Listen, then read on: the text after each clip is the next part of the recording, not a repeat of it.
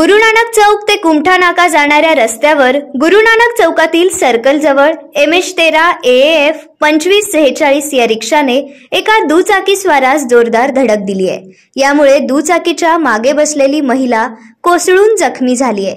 तात्काळ पोलिसांनी येऊन त्या महिलेस शासकीय रुग्णालयात हलवले।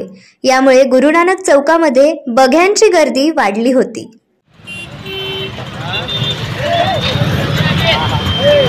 थांब रे